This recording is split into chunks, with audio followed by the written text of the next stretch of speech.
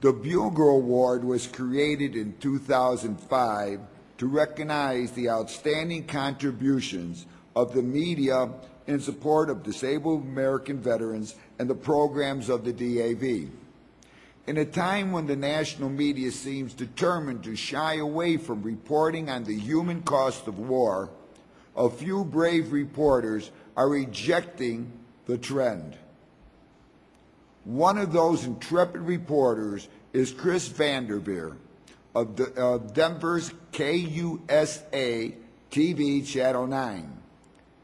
Whether supporting or reporting with heartbreaking honesty on a paralyzed U.S. Army Staff Sergeant or letting war windows open our eyes to their painful journey, Chris avoids slogans or false tales of heroism.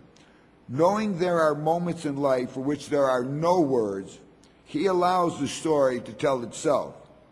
A native of Colorado, Chris is highly respected as a journalist.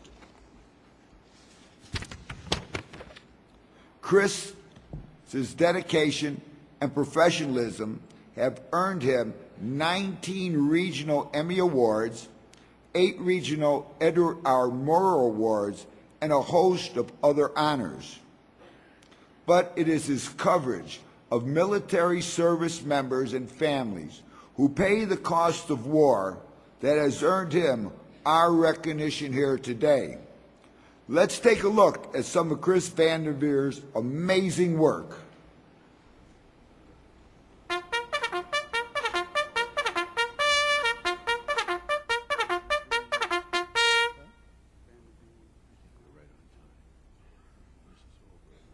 Once he's ready, I think I'll be ready. Life can lead you. I'm getting a real kicker over here. Lead you in so many different directions. Let's do it. Matt Kyle is simply glad knowing. I'm very proud of what I was doing at the time that I got injured. Knowing he still has a say in which direction his life will go. Let's just do it.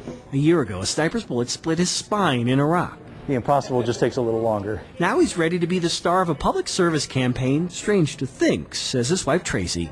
It is bizarre. It's been a crazy year, but a good one. Cool. Strange to think what a difference a year can make. I learned a lot about Matt, learned a lot about his drive and determination and what he's capable of, for sure. Tracy and Matt had only been married for 6 weeks when it happened. They're taxiing in. Since then, that bizarre and crazy year has included a trip to Colorado. Hear that smile. Come on, there we go. On a plane, in a bed. Can't move the fingers yet. It has included intensive physical therapy at Craig Hospital, therapy designed to help him get on with his life. It has included thank yous from all over the country. Welcome home, buddy. Thank you.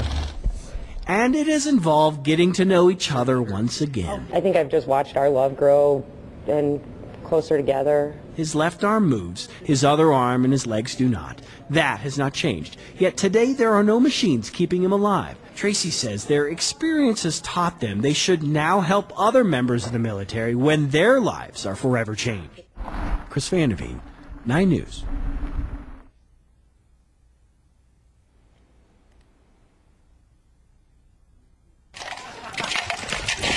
There's just something about a dog. To hear Sergeant Alan Hill tell it, she does what she has to do to bring me back. That's something that better work. I've been in bed for 8 days straight with migraines. I've been home almost a year, actually a little over a year, and I still have the nightmares and the daymares.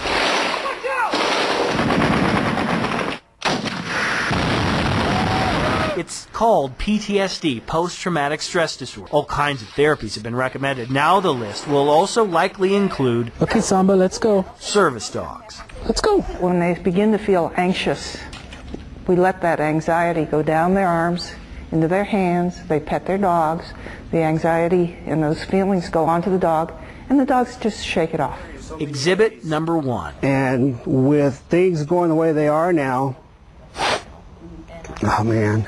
4 days into his 2-week training session, Sergeant Hill, in the middle of our interview, clearly unsettled, asked for Frank. Yeah. Hang on a minute. No worries. Get Frank. Frank. This. Come, Frankie.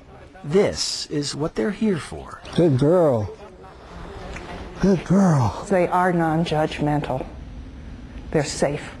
It's Janet Bayless's job to make sure both Sergeant Hill and Paul Bang-Knudsen, a Marine, So she's looking on in either direction to make sure that it's safe to go through. to make sure they both know exactly what these dogs are capable of before they go back home next week.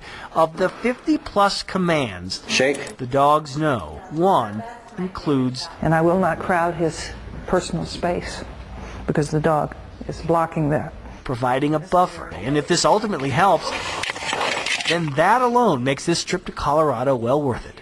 Chris Vanderveen, 9 News.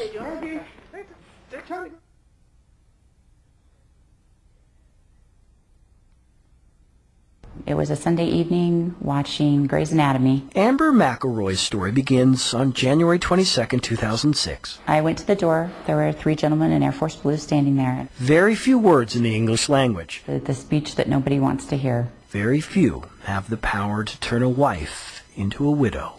My husband Brian was a truly wonderful person, and I felt really lost. For 9 months, she felt as alone gets. And there was nobody to talk to about the stuff I was going through. And then My husband was a staff sergeant in the Air Force. they're called Casualty Notification Officers, CNOs. They're the ones who have to deliver those words. There are very hard conversations you're going to have, okay? Give it to them a piece at a time. Every month, a dozen or so future CNOs go through a week's worth of training at Fort Carson. Nowadays, the last day is reserved for the widows.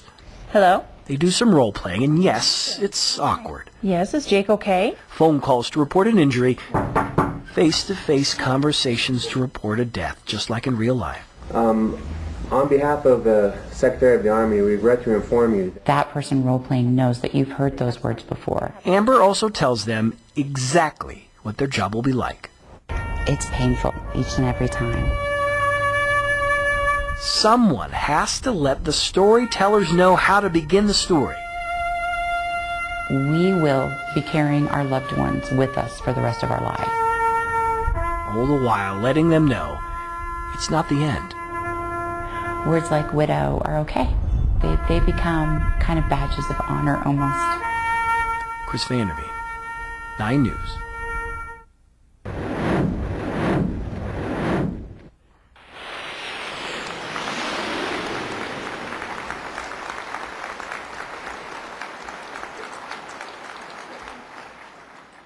Ladies and gentlemen, for his devoted and enthusiastic reporting of wounded veterans, war widows, and other military-themed coverage, DAV is proud to present the 2009 Bugle Award to KUSA 9 news reporter Chris Vanderveen.